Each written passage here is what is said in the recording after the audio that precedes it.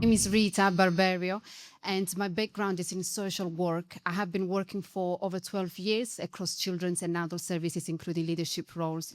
And I'm also the founder of Elevate Within. And today I really wanted to take an opportunity to thank Kimberly Ochoa, founder of Latin Women UK, to having me here today and amplify the voices of the Latin American community. This is a, yes. Because this is part of the work that I do. I support specifically women and family of children with additional needs. And my work intersects in promoting awareness of their support rights and address those systemic barriers that affect their outcome and well-being. Hello, good afternoon, everybody. My name is Alicia Frimpong, and for the past 6 years now, I've worked exclusively within ethnic minority groups, marginalised communities.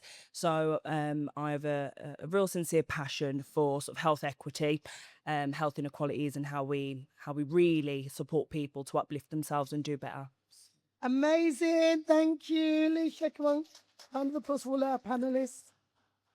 Good afternoon. Thank you for staying with us. My name is Dr. Sharja Prisco Palmer, and I am an assistant professor in political health sociologies at the University of Nottingham. Over the last 20 years, I have worked with, together, and amongst marginalised communities in and around Birmingham and surrounding areas. More recently, I've been doing a lot of work on women's well-being, mental well-being and self-care practices, uplifting some of the veils on Black men's mental health, and even more. Currently, I've been working on the digitalisation of sex and reproductive healthcare and how that impacts Black women in particular. Wow. Round of applause. Thank you. Come on. Wow. Thank you so much. Hi, I'm Manny Sarah. I've been working with the neurodivergent community for the last 20 to 25 years.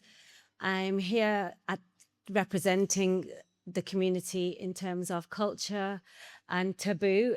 Unfortunately, speaking about autism or ADHD and mental health is still quite taboo in some cultures. Yes. So I started my own company where I'm now recruiting volunteers and young people and adults to give them the opportunity to have a career and allow them to have their own voice, because we don't need to speak for them or on their behalf. They have the potential to shine and shine bright. They just need navigating. So I'm here to share whatever I can.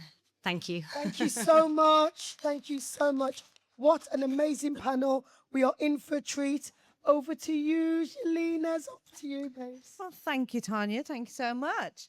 Okay, how are you all feeling? Okay, so I am Shalina, and of course, I am a breathwork mentor. Yes. And I'm really grateful to everyone that's been here with us from the beginning of the day. So, of course, we're just going to take a deep breath in through the nose and out through the mouth. It's quite right to do so, right? You ready? So 3, 2, 1, deep breath in and exhale. That's your parasympathetic system kicking in. And one more time, deep breath in. Exhale. And that's your vagus nerve kicking in. Love it. We are ready to roll. Okay, so the purpose of today's panel will be discussing and to look at the surface, the structural and social barriers impacting health outcomes while highlighting resilience and community-led responses that are already making a difference. Now, as you can see, our panel are very diverse and are all doing the work that needs to be done. So the first question, from your perspective, what are the biggest health challenges facing marginalized communities that often go unspoken or unnoticed? Manny, I think we'll start with you. Oh, thanks. No pressure. Thanks. For us, bringing a cultural Indian insight as well, and disability and special educational needs has been frowned upon.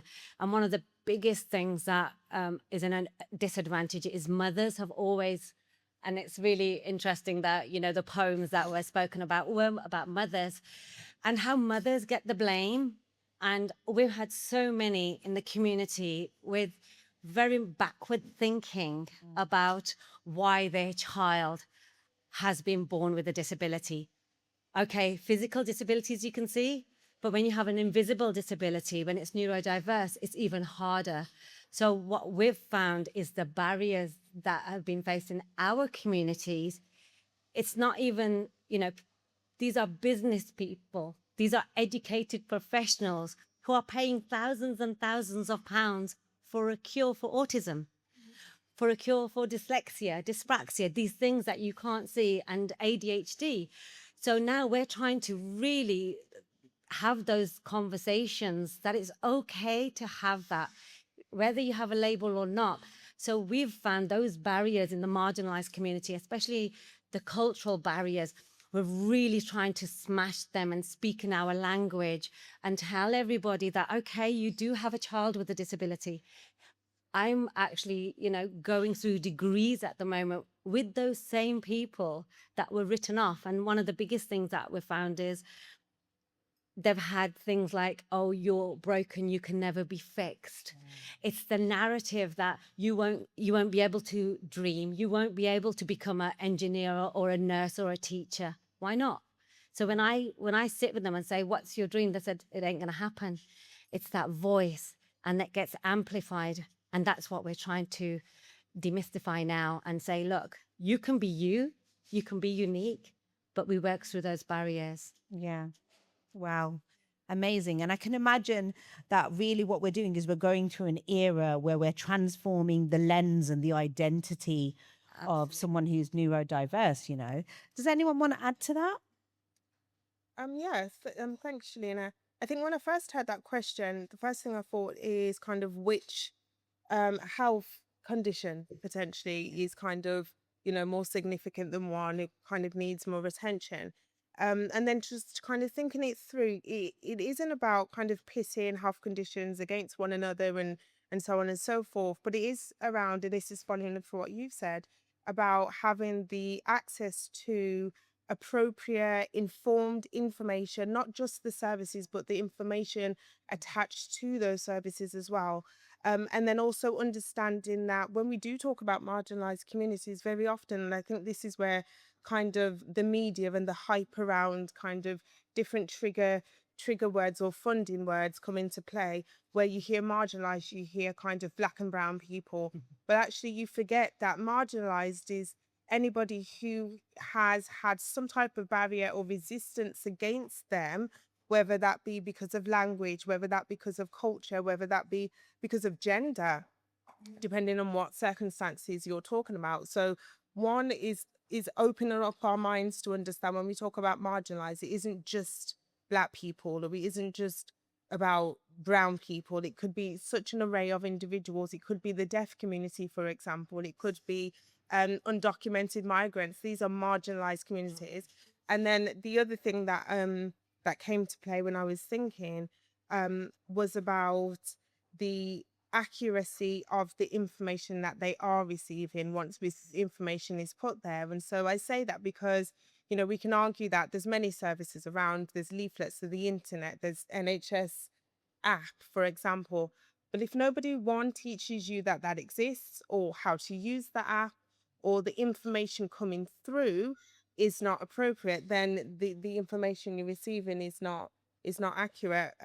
More recently, it's very interesting because we talk about kind of services and information accuracy, and the panel before was talking about children and young people. Young people right now, not all of them, but many of them are receiving their healthcare information off Snapchat, Instagram, and so on and so forth. And the accuracy of that information is not checked. Of course it's not, because who's it checked by? And so, many of them are receiving inaccurate healthcare information. And so that's where I feel like our focus or significance needs to be around the access to the information, but also the information that you are accessing is appropriate and accurate. Yeah. Yeah. Powerful, really. And it's clear that research has to be something that's prominent in this conversation because it's evolving so quickly. And with that new information, we have to, change the way that we're approaching it. So Rita, how's it been for you in Yes. this area of? So what I would say is that something that is often not really spoken about is actually the context of marginalized communities and meeting their basic needs. And I want to really refer to this because it's so important and very much not really thought through, even within our own communities as well. So I usually refer to the Maslow hierarchy of needs. And the reason why I say that, because Maslow really breaks it down in very simple terms. An individual to prioritize and focus on their health or well-being, basic needs have to be met. And here we are talking about shelter, so stable housing, a stable income, and a sense of belonging. But whilst these are basic needs that are given for granted for most of us, this is not the reality for some communities. And when you're living in that survival mode, when you're trying to fight for your security and stability, clearly, then it has a very long impact on your health and well-being, and that becomes your priority when it reaches a breakdown. And for this community, I'm not just referring, for example, to homelessness per se, but even temporary housing or overcrowded living housing or poor living conditions or unstable income. Some people in this community are still in low-paid employment. They still living in, there is a lot of unfair dismissal because there is not enough confidence because of language barrier, or they don't really know their rights to challenge certain conditions. So we need to really take this into consideration when we think about these barriers and what we can do within, also professionally, to unpick the wider context and become a bridge for this community. Yeah, I love that. Alicia. I think to echo everything that everybody said, really, I think it's about the reality of it, isn't it? You know, if you're from a marginalized background and, you know, you've noticed maybe, you say, for example, you're reaching that mental health crisis. If you know that you've got to go to the GP, but the fact of the matter is the kids have got to go to school, you've got to top up the electric on the way back, you've got to go and fix them blinds, and, you've got to go home and sort the housework, do the lunches and whatever. By the end of the day, you very often are putting yourself last in all of that, because it is about the practical things that you've got to do on a day to day. But I think, like everybody else, when it comes to trying to access care, it boils down to one main thing. And I've said this for years, and anybody who's known me for the past sort of years that I've been on the scene, I've said the same thing. Your GP is your gatekeeper. And if you do not have, it's very difficult now. We don't have family GPs anymore. It's not the same. You don't always see the same GP. They don't get to learn you. They don't know you. They don't know what's normal for you. So for example, we know that for a lot of people, particularly in Afro-Caribbean backgrounds, can tend to track higher in their blood pressure. Although if that's normal for somebody, it's normal for them.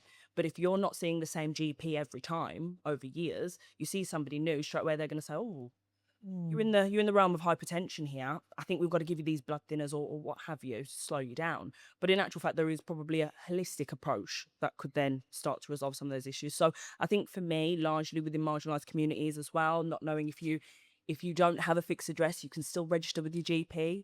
You can still apply for a bank account. It's all of these things that are very much necessary to function in the day-to-day, the modern digital world, that unless somebody does come and teach you, if you're coming from a migrant background or what have you, or you're living in a digital age where your parents haven't explained these things to you because they just assume that you'll get it, then you just won't know. And that's not for you to be penalised. Yeah, wow, powerful. Okay, so that kind of leads on to the next question nicely, actually. How do systemic issues such as access, bias, or economic pressure show up in everyday health decisions? I feel like that kind of just touched on what you've just said. Absolutely, yeah. Right? Yeah, it's about the reality of things at the end of the day. It's very often, to touch on something like PCOS, more often than not, an NHS GP is not really going to do much for you unless you're actively trying to have a baby, so that doesn't help you address all the other things that you're going through in the meanwhile, the mental health struggles, the fatigue, the hair growth, hair loss, weight gain, all of that stuff. So what do you do when you feel your GP has nothing to offer you until you are ready to make like a woman and have a baby? Yeah. What do you do? Yeah, gosh. Who wants to jump in next? what you do is you go and visit Dr. Google, don't you? Oh, You end yeah. up typing it in or kind of researching it yourself, which is extremely problematic because it depends. It depends where you're looking. I think it shows up in our everyday life very, very often, and sometimes you don't even realize it too when you are a young person accessing, I don't know, sexual health clinics for the first time, and kind of you go into those spaces and there's nobody there that looks like you, that represents you. The posters are just somebody who doesn't look like you. What the room is telling you is this space is not your space. So you've already come across a potential barrier there. To again kind of fast forward into your later life and you do want to access mental health services, and you go into community support centres, or even if you go to a therapist in itself, and again accessing those spaces, they don't seem like you belong there. I think you hit the nail on the head when you're talking about kind of if there are clinicians who don't know your medical record. And I think that's why it's so important to make sure it's up to date, to kind of, if you've gone and had something done privately, to make sure your central NHS record is up to date, is because we need to have that kind of that place where professionals can kind of tap in and say, oh, okay, they've had a blood test last week, but it was with a different clinic, and to make sure it's all tying up, or else you are right, you can end up being prescribed something that actually for you and your health is not necessarily evidence. It's interesting, isn't it, Shalina, because only when you stop and pause and think, well, actually, where have I experienced some kind of barrier or restriction or inequality, or even the systemic inequalities, because we just go about it in our everyday and we kind of just brush it off that it's nothing. And again, as I said, it's not always, for me personally, it's not always a black thing. Sometimes it's because I'm a woman, or because I've got my kids with me and they're going on crazy, and so people look at me differently. Or on the flip side, because I enter the space with me on myself with my kids and I don't have their father next to me, that in itself again is you're experiencing bias of the people behind the office, or the counter or something. But it just makes you stop and think, actually, yeah, I experienced it the other day, or that was not okay what somebody did. I think one of the things will be interesting to explore is that when we do experience it, or we realize, what do we do, or what can we do about it? Very often we do nothing, and we just keep going. But actually we do need to change the narrative. We do need to stop and be like, actually, what you just did was not okay. I remember when I was having a baby, here we go, if you're not having a baby, they don't really care. When I was having one of my kids, the doctors always talk to you as the mother.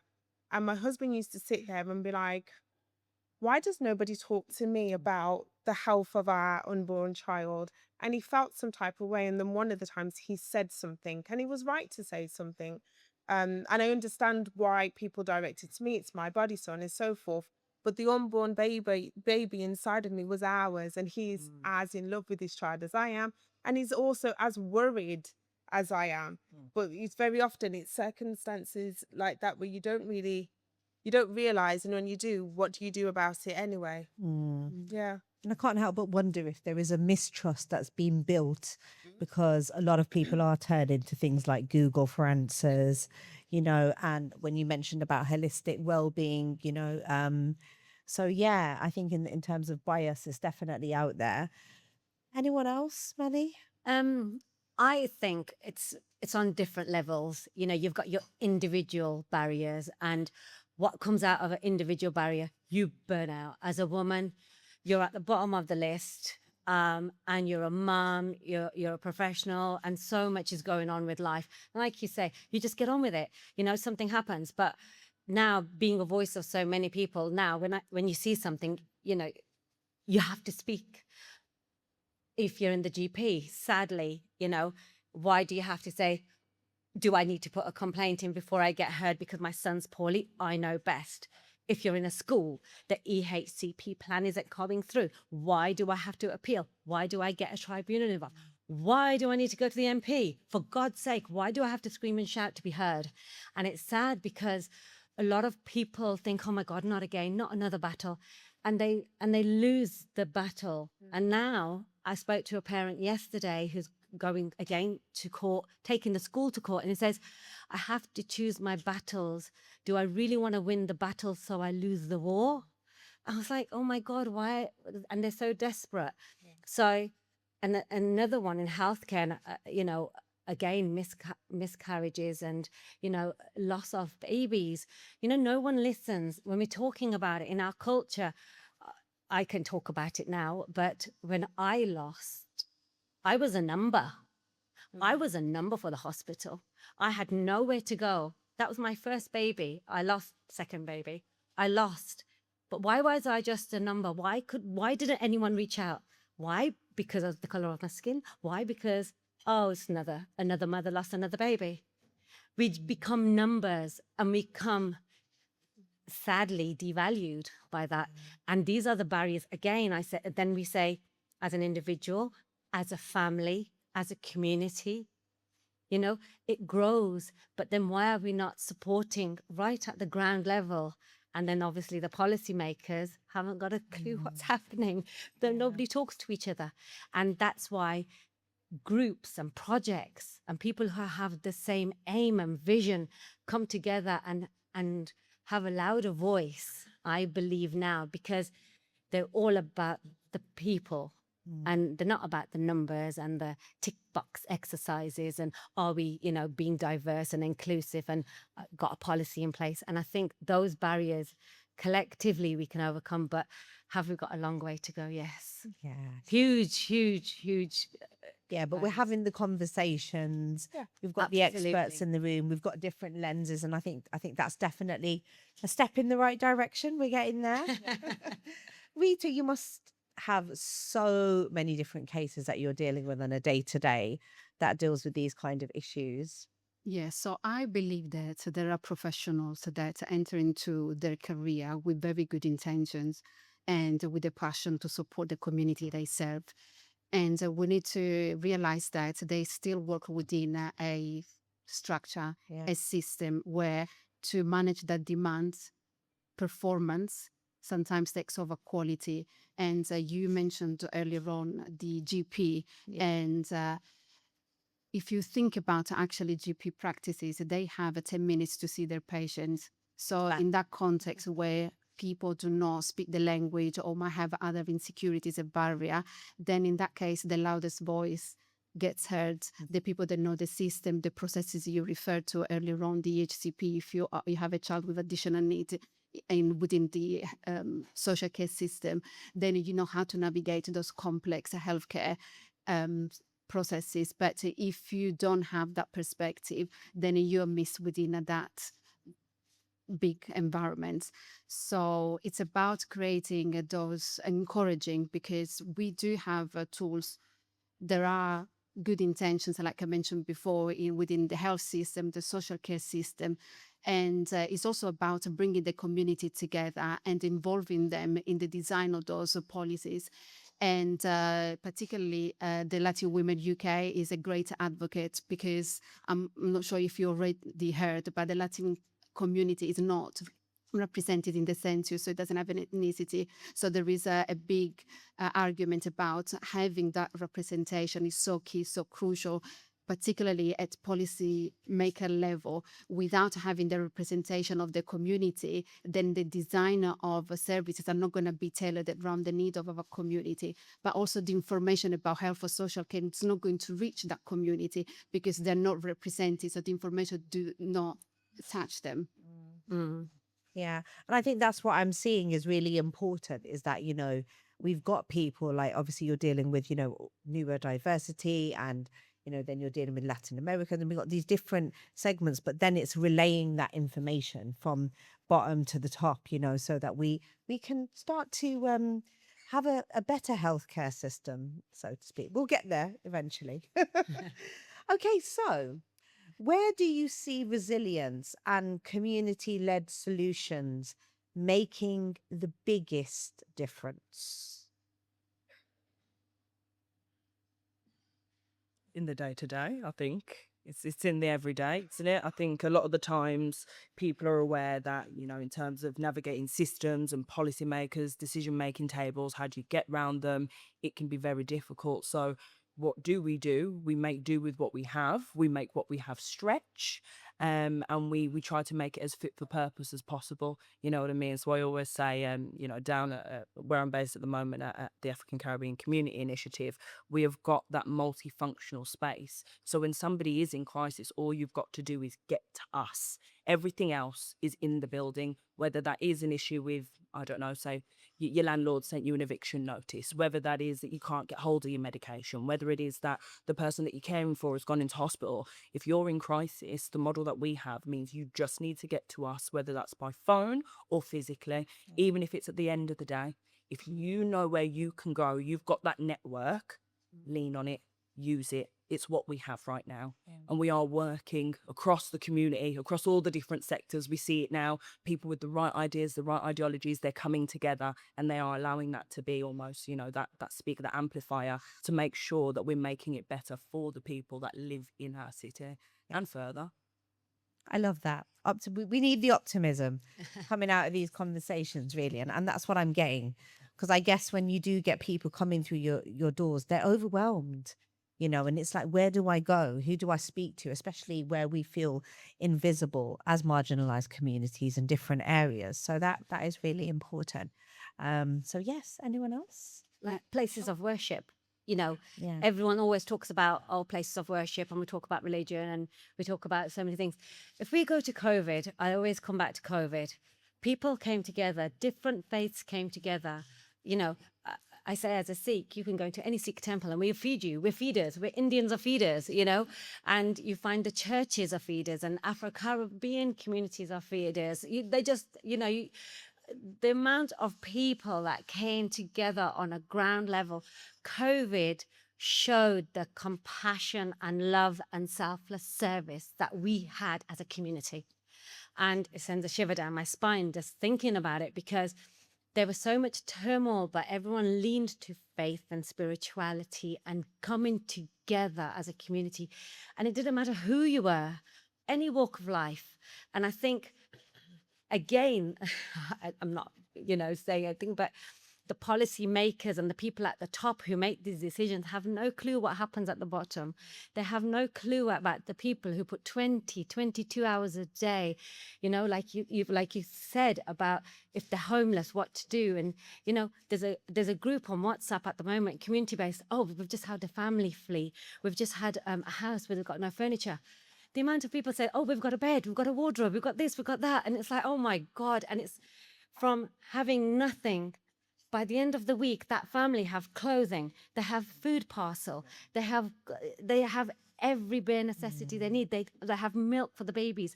So when you talk about what are we doing, to come together as a community, you just walk into the streets of Wolverhampton and you'll see so many coming together. And it's the ones who don't scream and shout that I did this. Mm-hmm. I want my photo. Oh, let's give something. Can we take a photo? Yeah. Can we go on social media? It's the ones who are at the back, who are serving with compassion, and they don't need, oh, well done. Fantastic. You've done a grand job. Oh, let's give you a certificate and let's take a photo and put you in the next person star. I'm sorry. And let's get a like. Yeah. But I think, it's the one, and it's the unsung heroes and the heroes that don't wear capes that are going in and day out are really making the difference, because what they're doing is changing lives.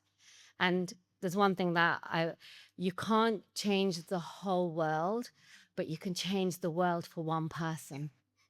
Yeah, I love That to me, and that's why I did form the company, because it's changing one life at a time, one child at a time. One, if you can do that, then you start the next person and the next, and it's a ripple effect. That's how you leave legacies, Beautiful. So I think it's those people that are making the difference. Yes, I love that. Round of applause for that. Love that. Lovely. Sorry, got a bit. You mentioned something about kind of the projects in the community and the community per se, that's creating that resilience and the support for people that need it. even on the tables today when I came in, I was looking on the tables and there's leaflets here and there about well-being and kind of certain spaces and breath work and so on and so forth.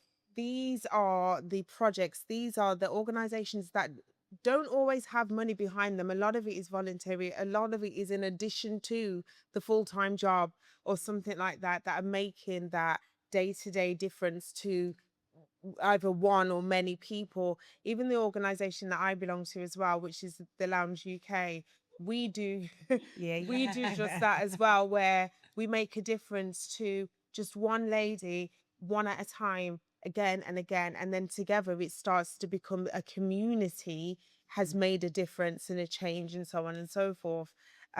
Which is really, it's sad. It's almost like we are doing the work for the governments, right? Because the government don't put these things in place. The government doesn't go, there's a marginalised group there. This group could really do with whatever. But actually what they do is say, well, we have £10,000 and all you marginalised groups need to fight for little bits of it, not the whole of it, just little bits of it.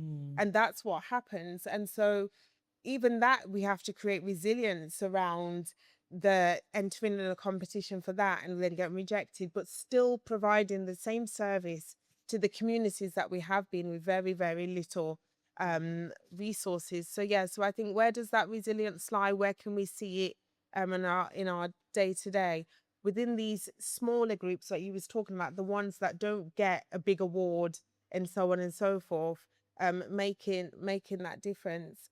And in all walks of employment now and life and so on, there's always someone is in there that will go above and beyond, that will make that phone call at the end of the day just to check in. Just check in.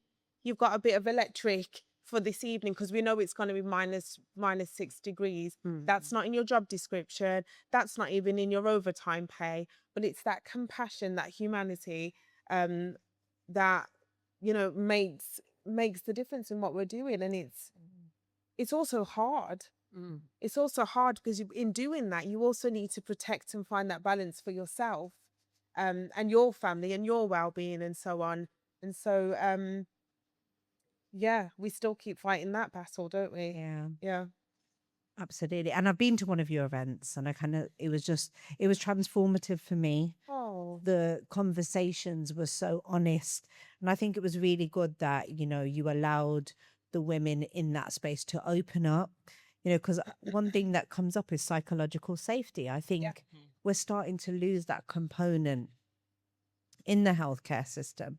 But not only did we all able to put stuff on the table and go, yeah, actually, I feel like that. We were then able to actually come together and say everything's going to be okay. And we're taking those measures to do it. So very powerful what you're doing, the work with there. Thank you very much. Yeah. It's a community effort, isn't it? It's together we start to explore and pick it apart. And, the events that we do at the Lounge, we change them, the topic and the theme regularly. And every month kind of we do something differently. Even kind of later this month on the 27th of March, we've got another event happening around femininity and just exploring that topic and helping us as women understand kind of our being, where we are, how we understand our own femininity, but also how that feeds into the wider understanding and systems that play with us. So thank you for that, actually, and that was really touching. Yeah, it's honest, changed my life. I was like, what is femininity? That's another conversation. That's the next one. Okay, so here's the big question. Okay, we're putting the power in your hands, right? If you could change one thing tomorrow, policy, practice, or mindset, what would have the greatest impact on health equality? Ooh, take time. Take a deep breath.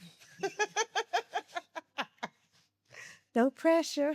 I think it is about leading with compassion, with thank you, compassion, because what is important to remember, because I think we all deep down know that at any point in our life, we have lived some precarious conditions, and communities that are marginalized, they clearly live in disadvantaged situations. But people don't want to live in disadvantaged situations. They don't want to live in precarious conditions. So it's very important that a professional and institution take that compassionate approach, and they don't lose that focus. Because if you can put yourself in other people's shoes, then you can really make a difference. You can become that safety net and break some of the fears that often marginalized community have towards institution because of their migration instability or fear of repercussion to seek support. There is a lot of misinformation about their support rights if they live in vulnerable situations. That could be domestic violence, or could be because they might navigate homelessness as a result of that, or if they have children with additional needs, and they might not even have an immigration status solidified in the UK, but there is still support that you can access. And that's what has driven me to become the bridge and to do this work within the community. I've realized within also the lived experience of my husband, who is Ecuadorian, and his family, some of the challenges and the systemic barrier that they have faced. And I'm a person who has a strong sense of justice for vulnerable individuals and community. And then I felt there was a gap that could be filled with some community work. We earlier on talked about the importance of that community work, but also within the institution, creating that spaces also for professionals to feel vulnerable, to explore their own biases, explore their own social graces, and how these impact the work they do with a community, and how those social graces also impact the family in reaching out for help. Because unfortunately, help is delayed most of the time. I've seen parents and heard stories of parents that felt suicidal. They reached out to the attention of social services when there was no more hope, when they felt they couldn't look after their children because they didn't know differently. They have endured for too long without any support because the stigma attached to health or disability or other type of conditions, but also the fear towards the institution and not knowing who to go to. Yeah. Wow. That was really impactful. And I think the fact that I couldn't even just count on one hand the amount of things that you were telling that the average person is dealing with. And unfortunately, it's a shame that people think that they can turn to, the healthcare system. I won't put out anyone particular out. When it comes to suicide, which is a really serious issue, thinking that, oh, now it's really bad, I'm going to go and get help here, where unfortunately it's not the level of help we'd like to think it is. So yeah, thank you so much for that, Rita. Thank you. Yeah, so I think for myself, out of those three, I would almost go off to the side and say I wish I could change it all so that we all were of the same line of common sense, but common sense isn't common anymore. And so I am going to go with mindset. It doesn't matter what rules you have, what policies you have. If you have a strong sense of morale, you will not compromise your own moral compass for the sake of that policy says I should only da da da da da. When really what it takes is people who see other people. It's people that can see through. If you can relate, you can see through, and that can help us cut across a lot of those barriers and stigmas that people are facing. So to answer your question, I'd like to think that people could wake up tomorrow and think about things with more of that human element involved, that human touch, humanity, because I think that is what is going to get us leaps and bounds. I mean, it would be nice if the policy and the procedure followed, and I don't know if many people have heard of, but to throw out there, the NHS and our local trust has committed to their anti-racism framework. So that's the patient carers racial equality framework, and what that is aiming to do is to go from the top all the way to the bottom and bring it back up again. So it is about what are we seeing in those services that is across policy, it is across practice, that is not serving communities that really kind of need the help the most, more than anybody. These are the people who can't navigate the service, don't know what numbers to call, don't understand the idea of catchment areas and funding and all of that stuff. They're just people, and they just want to be seen as people helping other people. So I think for me it'd be all about the mindset. Okay. Love that. Kind of a there, yeah. Do you know, I'm sitting here and I'm just kind of going over the work that I do and in my remit as a researcher.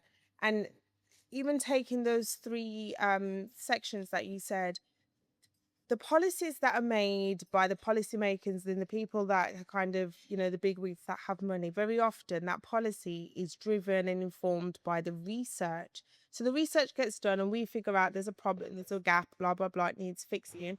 And we hand that problem over to policymakers. They make the policies, and the policies obviously get, implemented and infiltrated into society and community.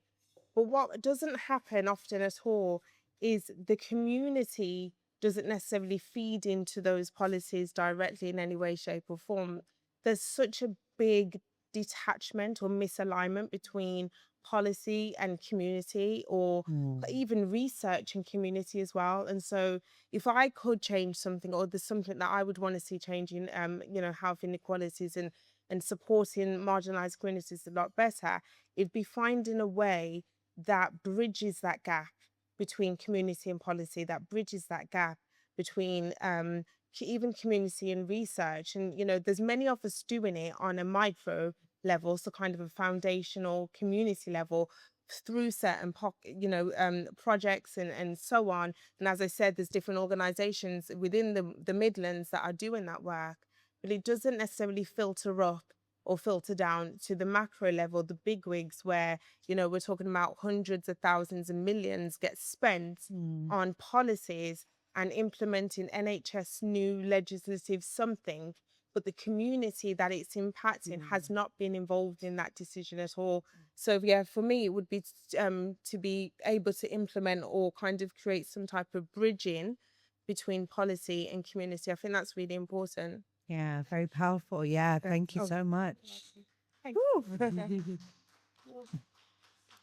I do think if you look at there is a big gap, right? It's like, do healthcare systems understand us as marginalized communities? And I think that's the biggest problem. And I can see where research is really, really needed. We need more of it to bridge that gap of understanding, because they don't act unless they've got the research to act on it. Well, statistics tell us that blah, blah, blah. Okay, now we're going to put this policy in place, because I remember they did a lot of research around vaccinations. Yeah. And they did podcasts, they did research groups. They were throwing money at people saying, we want to know why certain communities didn't get their vaccinations. Yeah. Right? So they know there's a strategy. They can if they want to. But also it's very interesting how it's phrased, isn't it? It's almost phrased as a lack of cultural competency, which in itself, the connotations associated with that places the blame on the culture or the community, whereas actually there's a lack of cultural sensitivity or an understanding coming from the policymakers themselves. So even just the way that that's phrased is in itself problematic. And so, as you were saying around money getting thrown around, there was loads of money getting thrown around, especially when it came to COVID, George Floyd, Black Lives Matter, and so on.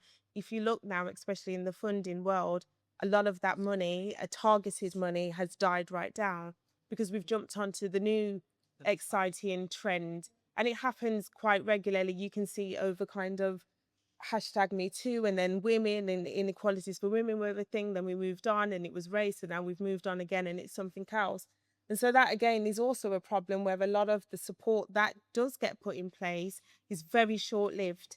It depends on the parliament, doesn't it? It depends on the party in charge, and as soon as that party moves or changes, then a lot of systems and support systems get reduced or minimized and so on and so forth. So it's again, there's a game at play here that unfortunately we are the pawns of that game. And we have to keep learning new rules every time new systems come into play. Yeah. I hear that. Money. Well, I was gonna jump in. I thought, Manny, shut up, Manny. Don't say anything. Just let everyone else. Mine was compassion. And I was gonna say compassion straight away, but then I also, as you all have been speaking, I thought, okay, what else can go with compassion? And it's being selfless. We have a world, well, it's the truth. We live in a very selfish world. And the way I see it, there's so much for everyone. There's enough in this world for every person on this planet, for every soul. you only live in one house at a time. You only drive one car at a time. You're only going to have one meal at a time. Why do we need 5, 10? You know, it's across the board, and there's a huge imbalance. And we speak about compassion. And I believe, and I wholeheartedly believe with all my experience of heartache and pain and seeing families lose their children and everything that I've seen in my life, I believe wholeheartedly that if the people at the top had the compassion that they are born with and actually felt it, this world would be a much better place.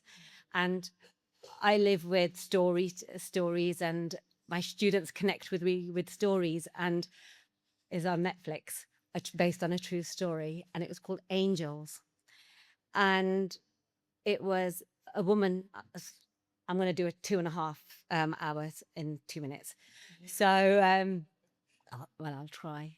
Mum passed away due to cancer, and then the daughter had leukemia. She had cancer. It's based on a true story. And dad was in debt, private, and their bill was £400,000. And there was a hairdresser who was an alcoholic.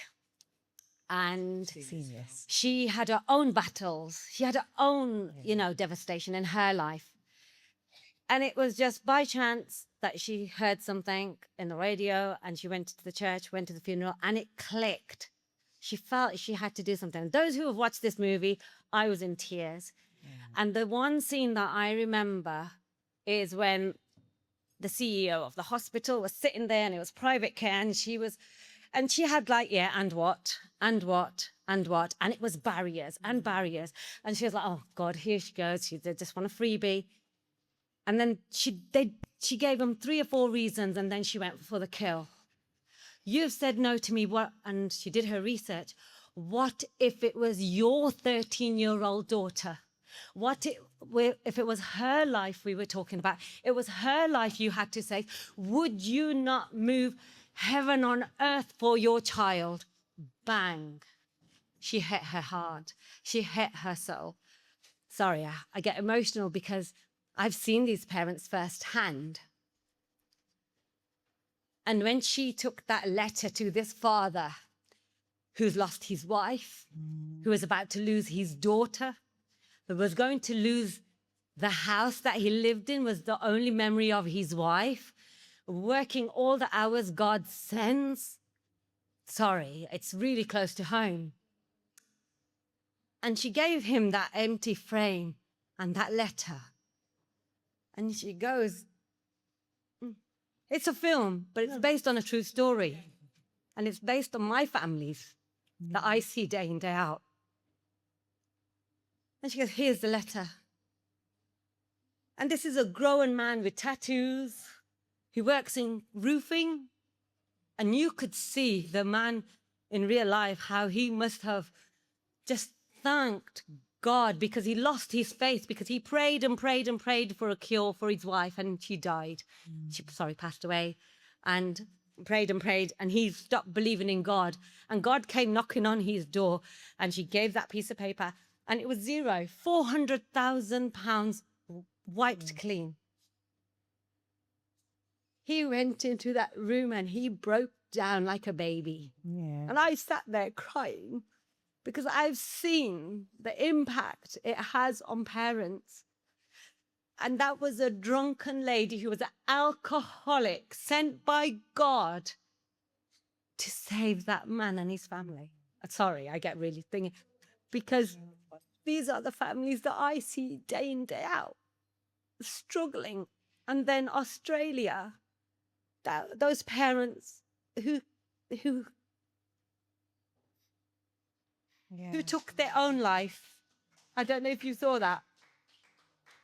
Who took their own life and their child's because their benefits were taken by the government. Yeah. There's no way out. So, and I know there was, they just needed somebody to say, you'll be okay. Are you okay? They needed that light, and in that darkness, no one gave them that light. And the only way out was for them to take their own lives and their child. And why should they, and why should the government have that But then flip it if it was their child. So if they brought it back into their lives, into their souls and their family, how would they react? How would they change policies? So compassion and being selfless, if we could have that in these people, where would our world be? I'm so sorry. It's okay. Round of applause. Sorry. And I think it just goes to show. I know we heard compassion from you also, Rita, is that, you know, we do need the experts like we have up here on the panel that are bridging that communication, because it's easy to look at a piece of paper and be disconnected to the humans that are actually being affected. And, you know, this whole conversation is so powerful. I'm sure there are people in the room that can use their power and their status to make a change. So really, I can't thank everyone enough really for all of your input today. Thank you so much. If there's any questions from the audience, I'm only taking 2. Yeah. As practitioners, I want each of you to share how you de-stress from the day-to-day humdrum of helping other people. Well, my biggest thing is meditation and prayer, Yes. walks in nature and being present, because it's so important that, because we have an energy exchange with the people we support. We forget that. And if you're open, and if you've got somebody who's suicidal or can't cope with life, you're picking up that energy. You're exchanging your positive with whatever they have. I also hug trees, and I'm not ashamed to. You know, so it's very much about, and self-care is at the top of the list. And spa is very good. Spa dates with myself and family. So yes. Thank you so much.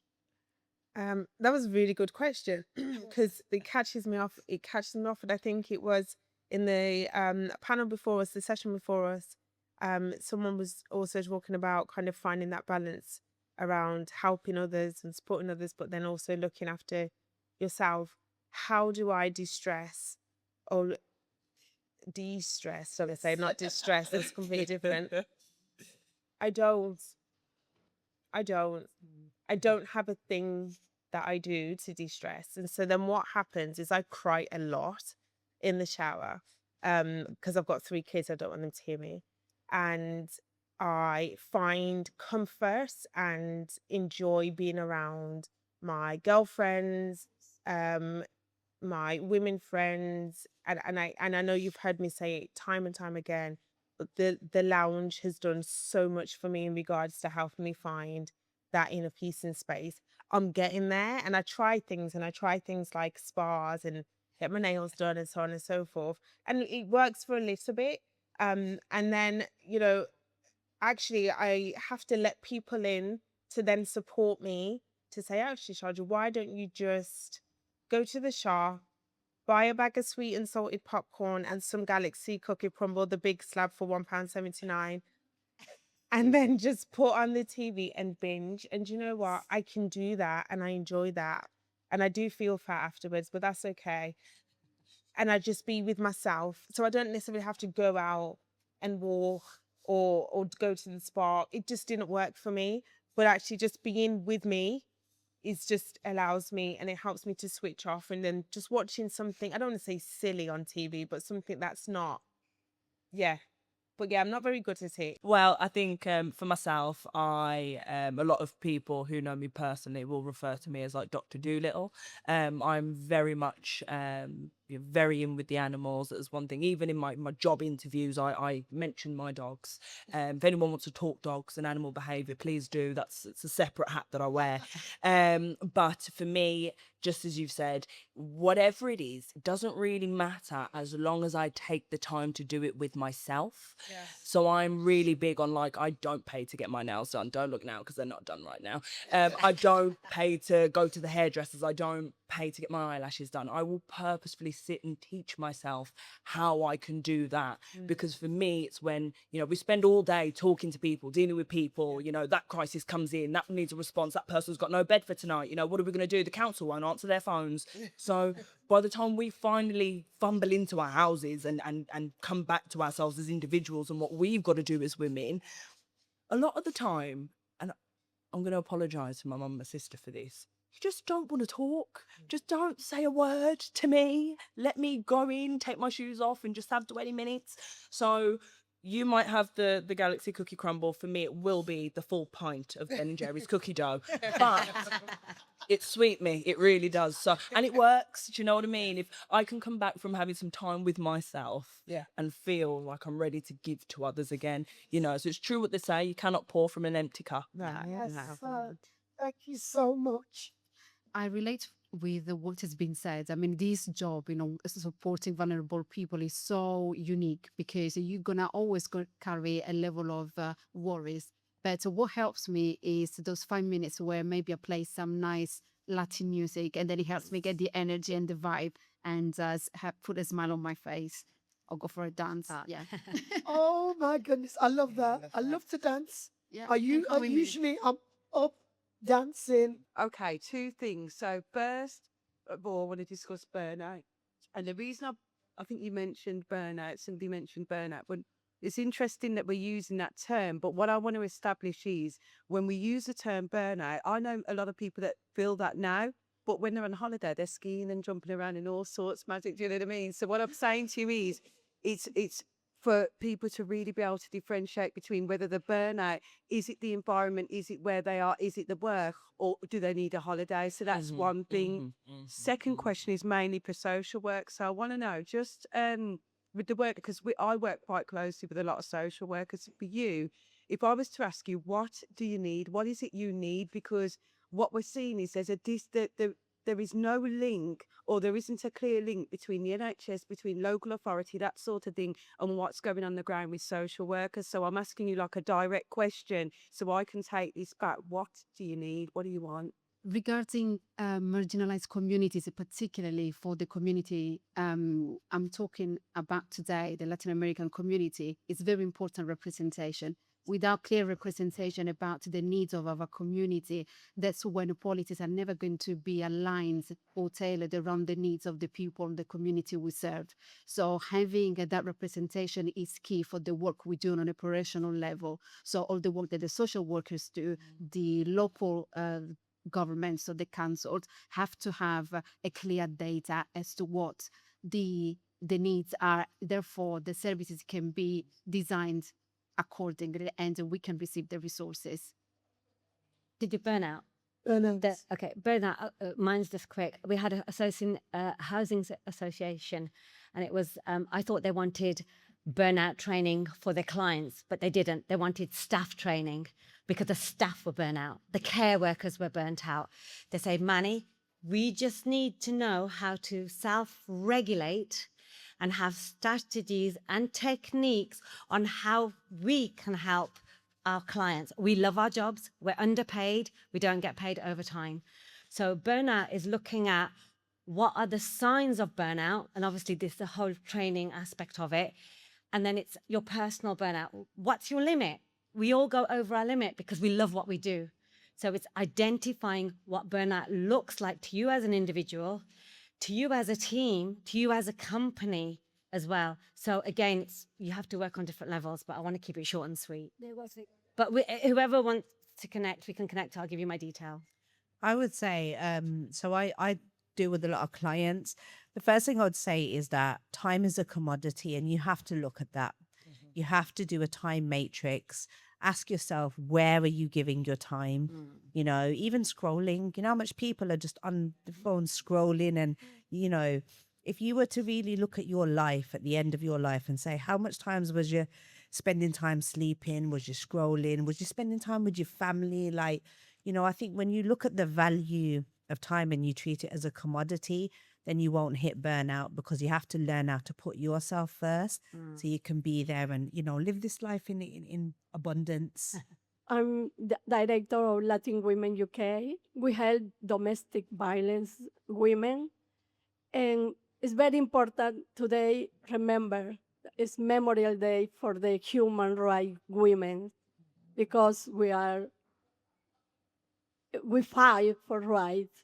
And we help the domestic violence women. They are not here. They are in the refuge.